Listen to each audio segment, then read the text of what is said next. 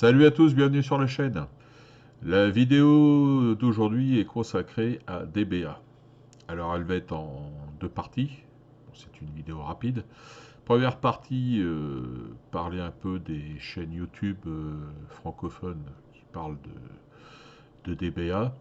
Et ensuite, je vous ai fait un petit résumé à base d'images d'un tournoi qui s'est déroulé à Orléans Wargame. Super tournoi de ma part, puisque 3 parties, 3 défaites, hein, formidable.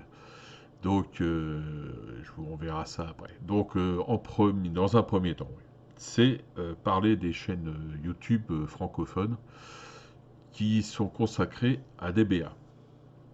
Alors, on va commencer à tout seigneur, tout honneur, à la chaîne ZBB Édition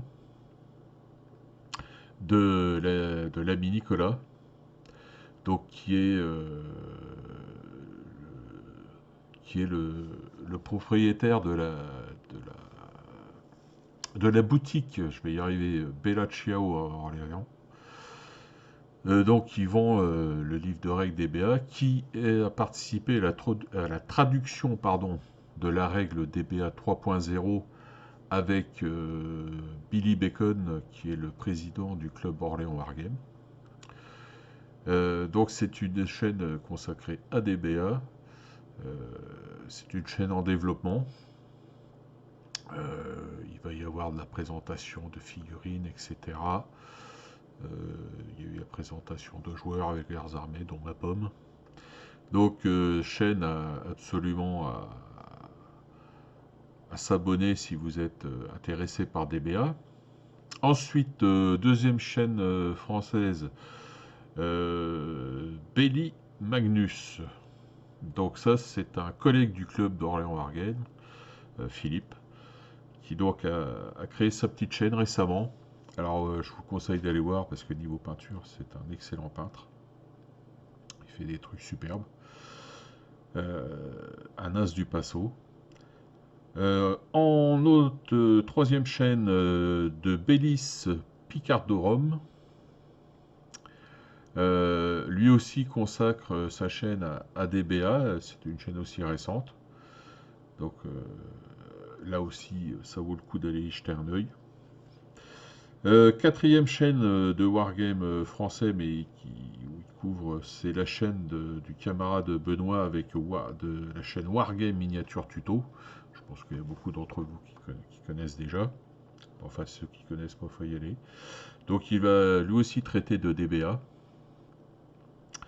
entre autres, parce qu'il ne traite pas que de ça sur sa chaîne, mais DBA va commencer à être traité ardemment sur sa chaîne. C'est une bonne nouvelle. Voilà pour les chaînes francophones. Je finirai par une chaîne anglophone, mais qui vaut le coup d'aller jeter un œil. C'est la chaîne de Tony Aguila, qui, vous allez voir, lui est alors, il y a des rapports des batailles, mais il y a surtout des séances de peinture. Vous allez voir que c'est un peintre, un super peintre. Il peint du 15 mm comme on peint du 28 mm, donc ça donne des figurines superbes. Voilà, ça c'est donc pour la partie chaîne YouTube francophone et autres.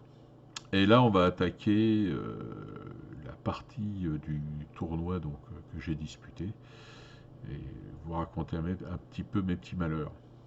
Voilà, c'est parti. Alors, on commence la première partie face à Patrick et ses autres Polynésiens. Alors là, une petite vue du champ de bataille. Donc, on voit déjà le terrain avec une grosse forteresse, un littoral. Donc, des bleds rapides pour son armée. Grosse partie de bleds rapides, dont une dans la forteresse, et de Psyloi. Le général est une bled rapide. Alors pour moi, donc, des lances, des spires, 5 spires, des chevaliers, donc 4 plaquettes de chevaliers, dont le général, 2 archers solides, des grosses baux, et une cavalerie légère, LH. Donc Patrick étant le défenseur, c'est lui qui a choisi le terrain. Donc il a posé une grande forteresse, un grand marais, un littoral. Là on voit que autour de la forteresse, si on approche une unité d'un LB, elle est bloquée par la forteresse, ce qui rend les choses difficiles. Alors j'ai eu beaucoup de mal à établir une tactique d'attaque. En fait, j'ai voulu contourner avec ma cavalerie le marais, je me suis retrouvé le bloqué le long de la carte et au final, j'ai perdu des unités, puisqu'ils ne pouvaient pas reculer et donc ont été éliminés. J'ai pas voulu rentrer dans le marais. Je me suis mis au bord de la forteresse, évidemment, mes unités étaient bloquées. Je pouvais soit avancer, soit reculer, c'est tout. J'ai tenté une attaque de la forteresse, mais avec un +4 en défense, avec des bleds dedans, c'était impossible. J'ai perdu une unité parce que j'en avais marre, j'ai fait une attaque, mais c'était histoire de finir la repartie, quoi. C'est une partie qui m'a bouffé le cerveau et j'ai pas trouvé de solution. J'aurais peut-être dû m'engager dans le marais, tout simplement. C'était peut-être la seule chose à faire. Alors, deuxième partie face à Philippe, c'est premier croisé.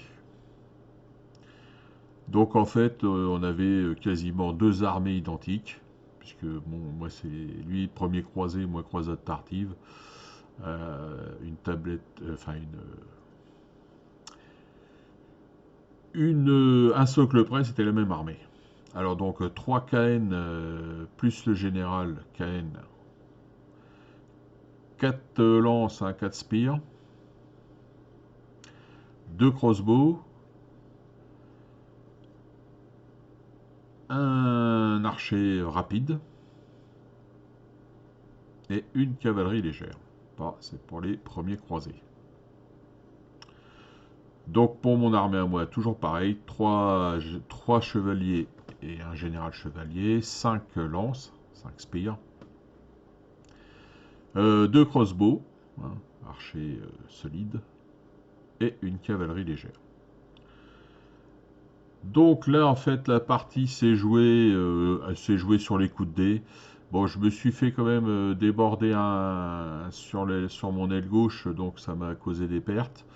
Après, ça s'est joué au centre. J'ai eu un moment l'avantage, et puis finalement, cet avantage s'est tourné en désavantage.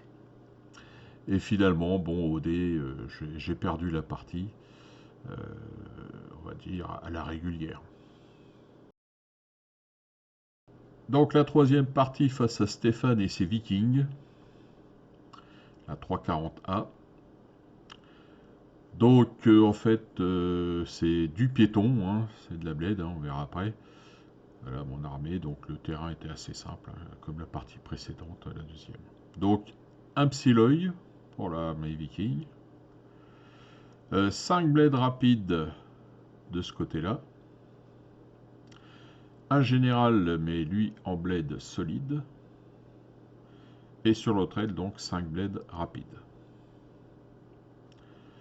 Moi toujours donc une LH, hein, une cavalerie légère,